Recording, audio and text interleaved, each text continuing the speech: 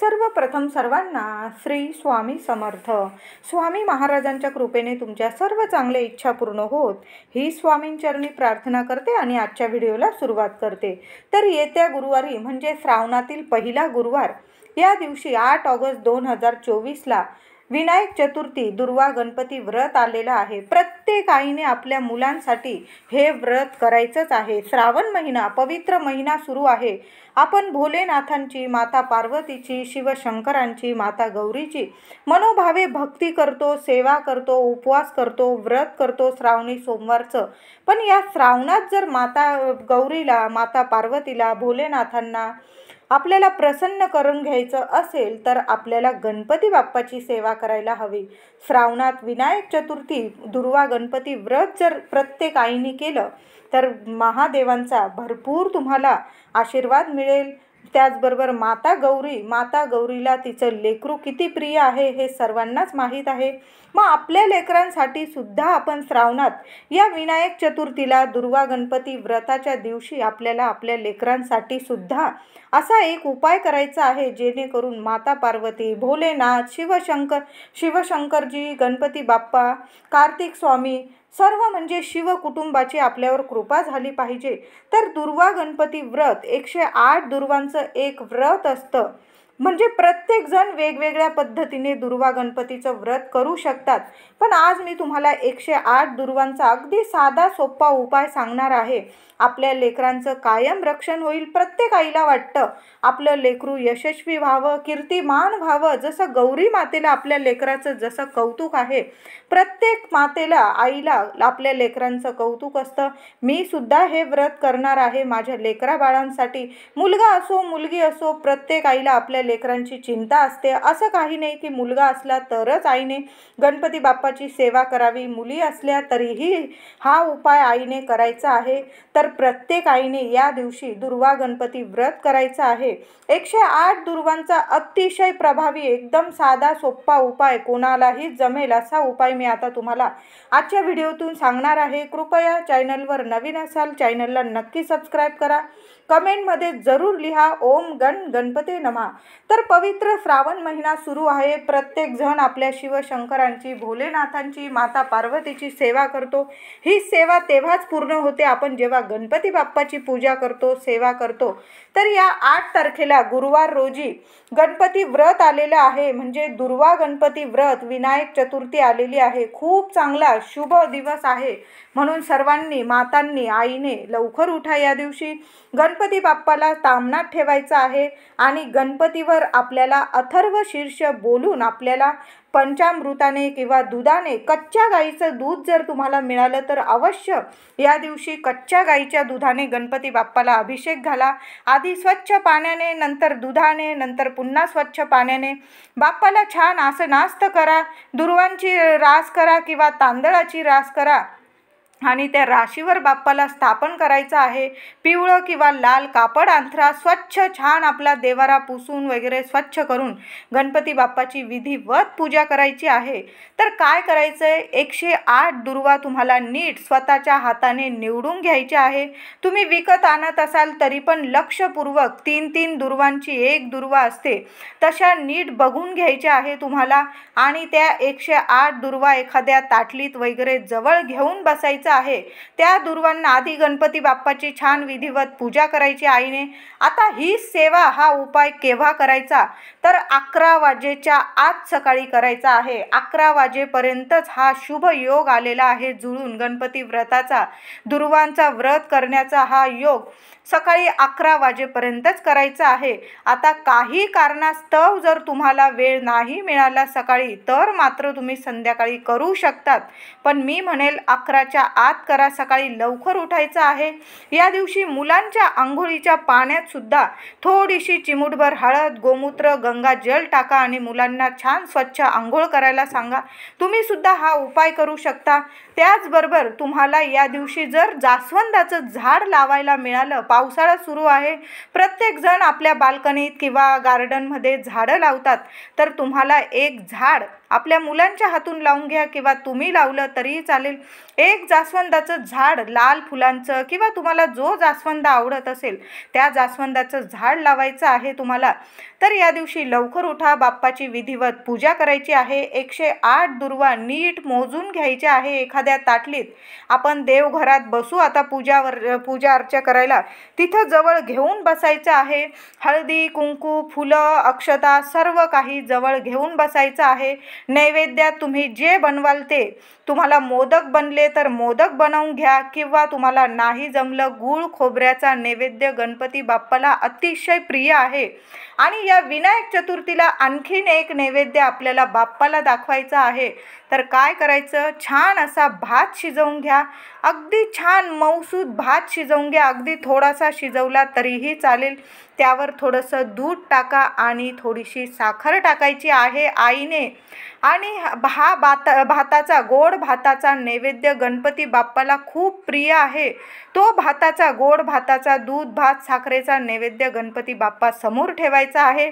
बाप्पाची विधिवत पूजा करायची. 108 दुर्वा घ्यायच्या आहे जवळ. ओम गण गणपते नमः, ओम गण गणपते नमः मंत्र जपत बाप्पाच्या चरणाशी, बाप्पांच्या डोक्यावर जरी त्या तुम्ही दुर्वा अर्पण केल्या एक एक करून 108 वेळा तुम्हाला ओम गण गणपते नमःचा मंत्र जपायचा आहे.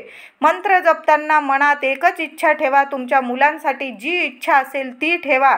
आणि ते व्रत तुम्हाला करायचं आहे. आईने करा, वडिलांनी करा. आईला काही प्रॉब्लेम असेल 4 दिवस वगैरे वडिलांनी केला हा उपाय तरीही चालेल, किंवा घरात कुणी मोठं असेल आजी आजोबा त्यांनी सुद्धा हे व्रत केलं तर चालेल. अतिशय प्रभावी व्रत आहे. श्रावण महिना आहे आणि विनायक चतुर्थी दुर्वा गणपती व्रत चुकवू नका. ही सेवा गणपती बाप्पा अतिशय प्रसन्न होतील. तुमच्या मुलाबाळांची इतकी प्रगती होतील, प्रत्येक इच्छा मुलांची लगेच पूर्ण होईल. आता तुम्हाला मुलबाळ होत नसेल, संतान प्राप्ती होत नसेल, भरपूर वर्ष झाले लग्न होऊन, तर काय करायचं, तुम्ही हा गोड दूध भात साखरेचा नैवेद्य या दिवशी गणपती बाप्पाला दाखवायचा आहे. आणि नंतर तो दूध भात साखरेचा नैवेद्य तुम्ही दोघं नवरा बायकोंनी प्रसाद स्वरूप खायचा आहे. लवकरात लवकर तुमच्या घरात गोड बातमी येईल बघा.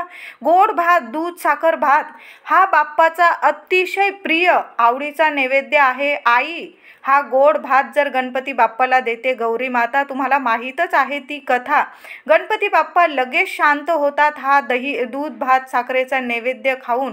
तर हा दूध भात साखरेचा नैवेद्य ज्यांना संतान प्राप्ती होत नाही त्यांनी सुद्धा हा गोड भाताचा नैवेद्य बाप्पाला या दिवशी नक्की दाखवा. 21 दुर्वा पती पत्नीने मिळून 21 दुर्वांची जुडी, त्याला हळदी कुंकू व्हा. दुर्वांच्या जुडीला आधी गणपती बाप्पाला हळदी कुंकू व्हा, स्वतःच्या कपाळी लावा. आणि त्या दुर्वांची जुडी कधी पण बाप्पाला अशीच वाहू नये. तर त्या दुर्वांच्या जुडीला नक्की हळदी कुंकू लावायचं. ज्यांचं लग्न कार्य ठरत नाही त्यांनी या दिवशी दुर्वा गणपती व्रत आहे, नक्की हा उपाय करा. 21 दुर्वांची जुडी घ्या आणि त्या जुडीच्या मागच्या देठाला फक्त हळद लावायची आहे. आणि तुमच्या मनातली इच्छा बोलून, माझं लग्न कार्य नीट योग्य ठिकाणी योग्य मुलाशी जुळून येऊ दे लवकरात लवकर, असं बोलून, मुलगा असो मुलगी असो, वर असो किंवा वधू असो, यांनी ही दुर्वांची जुडी बाप्पाच्या चरणी अर्पण करायची आहे. मुलगा मुलगी जवळ नसेल, आई वडिलांनी उपाय केला तरीही चालेल. मंदिरात जात असाल तर मंदिरात एखादं नारळ अर्पण करायचं आहे. आता नारळ असंच अर्पण करू नका, त्याला 3 वेळा कलावा गुंडाळायचा आहे. ज्यांचं लग्न कार्य जुळून येत नाही, लग्न कार्यात काहीतरी प्रॉब्लेम येतात, त्यांनी हा उपाय नक्की करा. या दिवशी विनायक चतुर्थी आहे, नक्की मंदिरात जाऊन एक नारळ अर्पण करायचं आहे. तर 108 दुर्वांचा उपाय तुम्हाला मी सांगितलाच आहे. एक दुर्वा करत आईने मुलांच्या आयुष्यासाठी तुमची जी इच्छा असेल मुलांप्रती, मुलांची प्रगती होऊ दे, मुलांना यश मिळू दे, मुलांचं कायम रक्षण होऊ दे, म्हणून एक दुर्वा गणपतीला अर्पण करायची आहे. आधी विधिवत पूजा करा. आणि जे गणपती बाप्पाला आपण अभिषेक घातलेलं तीर्थ असेल ते तीर्थसुद्धा मुलांना चमचा भर जरूर द्या. तुम्ही पण प्यायला तर काही हरकत नाही, बाकी तुम्ही झाडांना वगैरे घालू शकता, पण चमचाभर तीर्थ आपल्या मुलांना द्या. मुलांचं मुलांचा हट्टी तापट स्वभाव असेल, मुलं किरकिर करतात, चिडचिड करतात, पडझड करतात, काही ना काही संकट येत असेल, तर प्रत्येक आईने हा 108 दुर्वांचा उपाय या दिवशी, या गुरुवार रोजी 8 ऑगस्टला दुर्वा गणपती व्रताच्या दिवशी 108 दुर्वांचा हा उपाय नक्की करायचा आहे. नक्की दुर्वा स्वतःच्या, आजकाल इतकी हिरवळ आहे, पाऊस पडत आहे, 108 दुर्वा निवडून घ्या, स्वच्छ धुवून घ्या, पुसून घ्या आणि त्या दुर्वा, स्वच्छ दुर्वा आपल्याला एका ताटलीत ठेवून घ्यायचे आहे आणि एक एक गणपती बाप्पाला दुर्वा व्हायची आहे तुमची इच्छा बोलून. आणि नंतर हळदी कुंकू त्या दुर्वांवर व्हा, थोडेसे तांदूळ घ्या, अक्षता त्या दुर्वांवर व्हायचे आहे. त्याचबरोबर हा गोडाधोडाचा भात, आपण दाखवलेला नैवेद्य आपल्या लेकरांना सुद्धा प्रसाद म्हणून द्या. घरातील प्रत्येक व्यक्तीने हा गोड भात खायचा आहे.